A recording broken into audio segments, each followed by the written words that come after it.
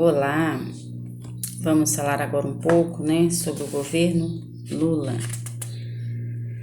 As eleições presidenciais de 2002, o vencedor foi Luiz Inácio Lula da Silva, da coligação liderada pelo PT, e o segundo colocado foi José Serra, PSDB. Lula ficou com 61% dos votos, enquanto Serra 38%. E era a primeira vez que um líder saído dos meios operários chegava à presidência da República. Ao assumir o governo, Lula criou novos ministérios, como o Ministério Extraordinário da Segurança Alimentar e Combate à Fome, e secretarias como a Secretaria Estadual de Política para as Mulheres, Secretaria Especial de Políticas de Promoção da Igualdade Racial. Anunciou prioridades de seu governo, como o Programa Fome Zero. O objetivo era garantir a todos os brasileiros alimentação adequada em termos de qualidade e regularidade. O programa combinava políticas estruturais, como intensificação da reforma agrária, com políticas específicas como a melhoria da merenda escolar. O programa Bolsa Família, implantado em 2004. O Bolsa Família é o resultado da unificação de 4 outros programas criados no governo Fernando Henrique Cardoso: Cartão Alimentar, Bolsa Escola, Escola Alimentação e Auxílio Gás. Lula ampliou consideravelmente as iniciativas anteriores, conseguindo assim diminuir instantaneamente o índice de pobreza no Brasil. Essa foi a principal marca do seu governo.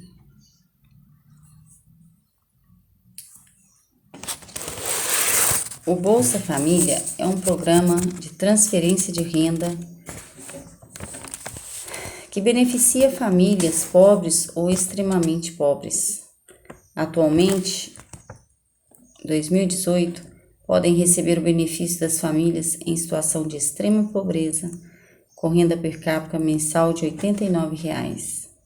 As consideradas pobres, com renda per capita mensal de R$ 178, ou as que são pobres ou extremamente pobres, que são compostas de gestantes, nutrizes e crianças e adolescentes de 0 a 17 anos.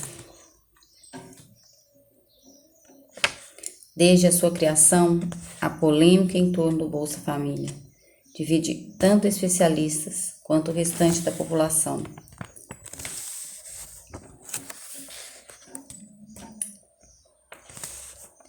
Os setores do programa argumentam que a Bolsa Família é o maior programa de transferência de renda já posto em prática no Brasil. Ajudou a dinamizar a economia nos municípios, possibilitando o aumento de renda das vendas em mercearias, lojas e supermercados. Contribuiu para diminuir o número de pessoas que viviam em situação de pobreza e significou um avanço na obtenção de direitos sociais por parte de milhões de brasileiros. No Brasil, pela primeira vez em muitos anos, houve melhora na distribuição de renda, em que se deve em parte ao Bolsa Família. Os critérios da Bolsa Família argumentam. Os críticos da Bolsa Família. O programa é assistencialista, eleitoreiro, dá esmola quando na verdade deveriam oferecer trabalho, incentiva o ócio e ajuda quem não gosta de trabalhar. Manter as crianças na escola e vacinadas é obrigação das famílias e não do Estado. Não há fiscalização do programa. Muitas pessoas recebem o Bolsa Família sem de fato necessitar dele para suas necessidades. Reflita, debata, opine e argumente. Você considerou mais conveniente. Por quê?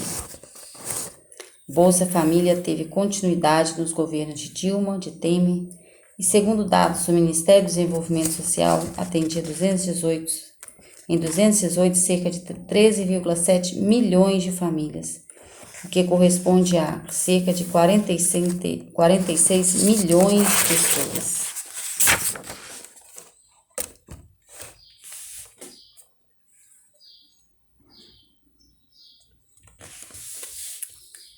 Durante os debates que precederam a Constituição de 88, o deputado Ulisses Guimarães afirmou que a corrupção era o cupim da República.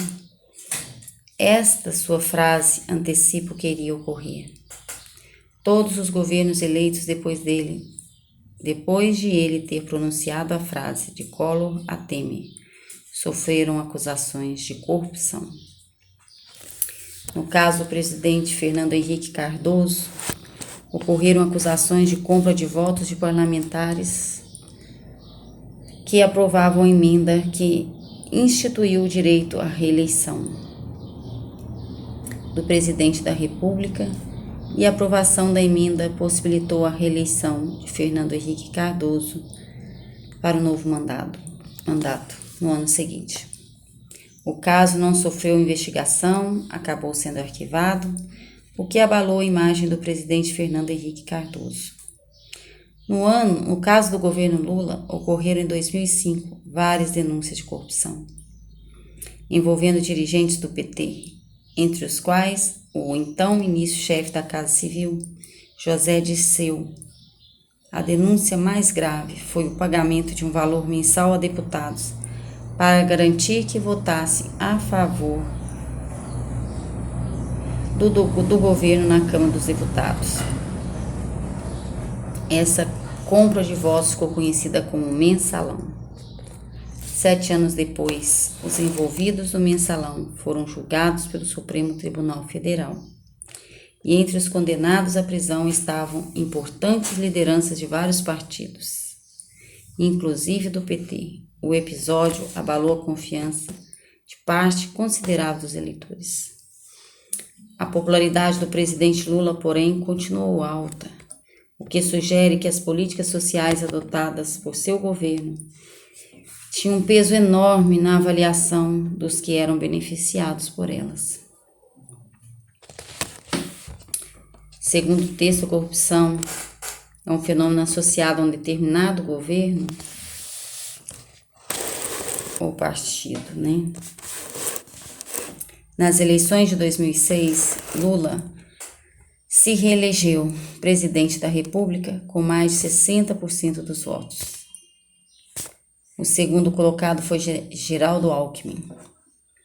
E no segundo governo de Lula, merecem destaque os campos da economia e política externa. Na economia, o governo Lula foi favorecido por um fator interno e outro externo. Internamente se beneficiou da estabilidade gerada pelo Plano Real, externamente da expansão do comércio mundial e, em parte, graças ao bom desempenho da China.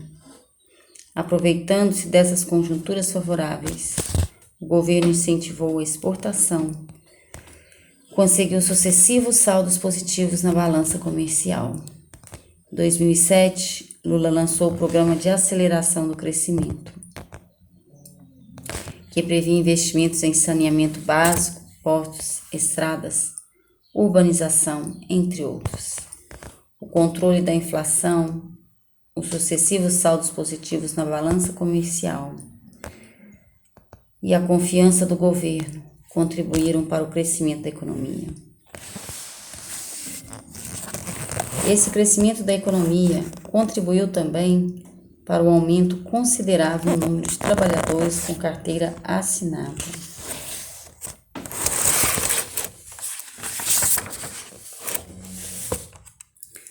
Por possuir características como território extenso, população grande, recursos naturais abundantes e uma economia que vinha apresentando altas taxas de crescimento. O Brasil foi considerado um país emergente. A condição de país emergente valeu ao Brasil o ingresso no G20. Grupo formado por 19 maiores economias do mundo, mas a União Europeia. O grupo foi criado em 99 e os países que integram correspondem a 85% da produção mundial e abrigam 2/3 da população do planeta. O G20 tem a missão de contribuir para o aprimoramento do governança global. Em 2006, os países emergentes compuseram o BRIC, Brasil, Rússia, Índia e China. 2011, a África do Sul, em inglês, África do Sul, ingressou oficialmente no grupo dos emergentes. A sigla foi usada para denominá-los, ganhou então um S de BRICS. Ainda na política externa, o Brasil fortaleceu sua liderança na América do Sul. Estreitou relações comerciais com países emergentes, como China e Índia, e com países africanos e árabes. Com isso, aumentou o número de parcerias comerciais, o que contribuiu com os saldos positivos obtidos na balança comercial durante o período. No campo educacional, merecem registro, por um lado, o crescimento do nível de escolarização, que já vinha aumentando desde Fernando Henrique Cardoso, e, por outro, a criação do programa Universidade para Todos, que concedia bolsas de estudo a jovens famílias de baixa renda, impedindo que eles cursassem a universidade, permitindo, os resultados obtidos pelo governo Lula na economia, na área social, na política externa, contribuíram para elevar a sua popularidade, e ele terminou seu mandato com 80% de aprovação, conseguindo com isso influenciar as eleições presidenciais em 2010, que deram a vitória à candidata por ele, Dilma Rousseff.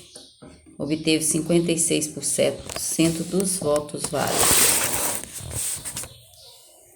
E ao tomar posse, em janeiro de 2011, a presidente prometeu manter a inflação controlada, estabilidade econômica e aumentar os investimentos no PAC, que previa a realização de obras de infraestrutura, aeroportos, portos e estradas. No campo social, prometeu o seu governo forneceria bolsas de estudo para jovens que cursam o ensino médio profissionalizante e que investiria no programa Minha Casa Minha Vida. No início do mandato de Dilma, a crise externa iniciada nos Estados Unidos em 2008 atingiu também a União Europeia, diminuindo o mercado para os produtos brasileiros. Internamente, a falta de investimentos em portos, estradas, aeroportos brasileiros dificultava o crescimento da economia. As crises externas e internas se refletiram nos números do governo Dilma. Nos 2 primeiros anos do seu governo, o crescimento do PIB foi tímido, 2,7% em 2011 e 1% em 2012. Para compensar perdas decorrentes da crise externa, animar a economia, o governo tomou uma série de medidas. Aumentou investimentos no PAC, desonerou o setor produtivo, especialmente o automobilístico, a fim de estimular a produção, a venda e o emprego nesse setor. Promoveu várias quedas na taxa de juros Selic, que em março de 2013 chegaram a 7,5%. Ampliou e diversificou seus parceiros comerciais, quando diminuíam as exportações brasileiras para os Estados Unidos e União Europeia, cresciam as destinadas à China e ao Mercosul. Iniciou um programa de concessão em aeroportos, rodovias, ferrovias e portos, e em meados de 2012, com o objetivo de melhorar a qualidade dos serviços. Apesar de todas essas medidas, o terceiro ano do governo Dilma se iniciou com queda na atividade econômica. E para agravar a situação, Dilma tinha dificuldade de negociar com os líderes dos dirigentes dos partidos e, por isso, não conseguia aprovar os seus projetos. Neste contexto, em junho de 2013, o Brasil sediou a Copa das Confederações. Os gastos com a Copa e com a Copa do Mundo, programada para o ano seguinte, geraram protestos contra o governo. Manifestantes reclamavam a falta de investimento na educação. Saíam com cartazes com dizeres como "Me chama de Copa e investe em mim".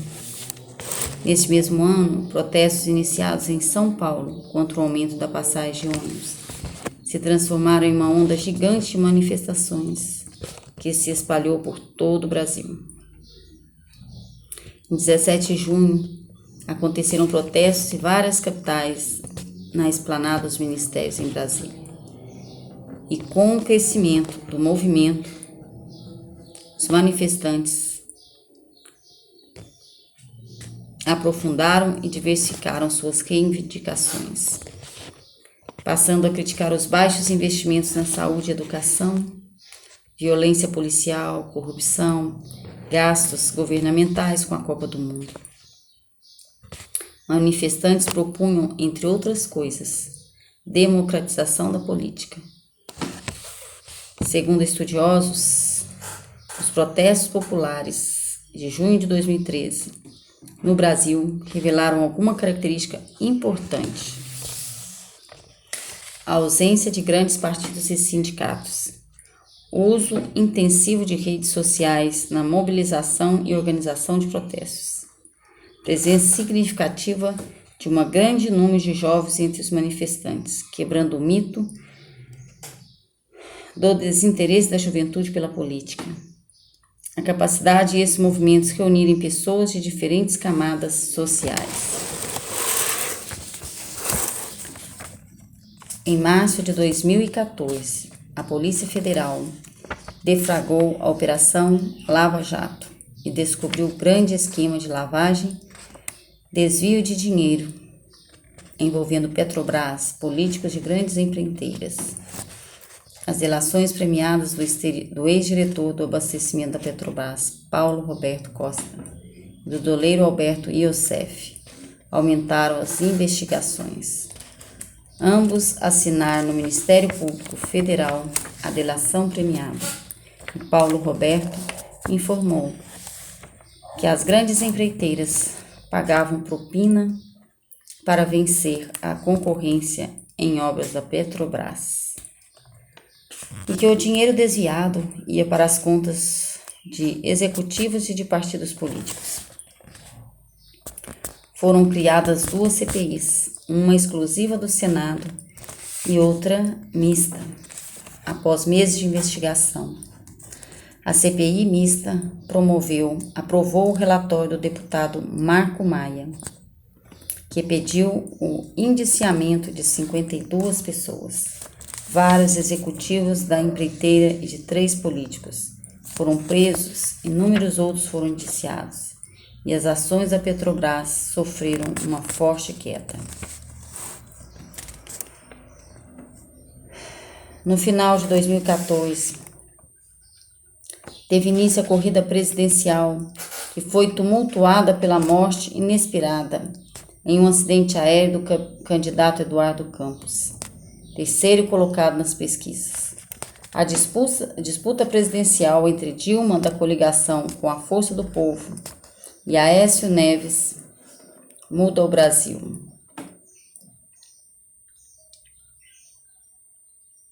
Aécio Neves, da coligação Muda Brasil, foi acirrada. Com acusações de lado a lado, Dilma venceu por uma diferença relativamente pequena, 51,6% de votos. No início de 2015, equipes econômicas chefiadas pelo Ministério da Fazenda, Joaquim Levy, disposta a reduzir o gasto público, equilibrar as contas do governo, se esforçavam em vão para aprovar um pacote fiscal no parlamento, visando a retomada do crescimento econômico e a geração de empregos. No decorrer de 2015, a situação se agravou. O Brasil apresentou um PIB negativo, menos 3,8%. O preço dos alimentos e dos aluguéis aumentavam, enquanto o número de empregos com carteira assinada diminuía. No parlamento, a presidente perdia aliados, não conseguia aprovar projetos. E a um clima de crise econômica e política no final daquele ano. A oposição deu entrada no pedido de impeachment, acusando a presidente de crise de responsabilidade. E a sociedade dividiu. De um lado estavam os manifestantes favoráveis ao impeachment da presidente e de outros que defendiam a sua permanência no governo. Nesse ambiente conflituoso, em abril de 2016, deputados votaram a favor da abertura do processo de impeachment da presidente e 137 foram contrários. Em seguida, o Senado Federal julgou o caso e, por 55 votos a 22, declarou-se favorável à abertura do processo de impeachment contra a presidente. E a presidente Dilma, então, foi impedida e o vice-presidente Michel Temer, do PMDB, assumiu a presidência da República.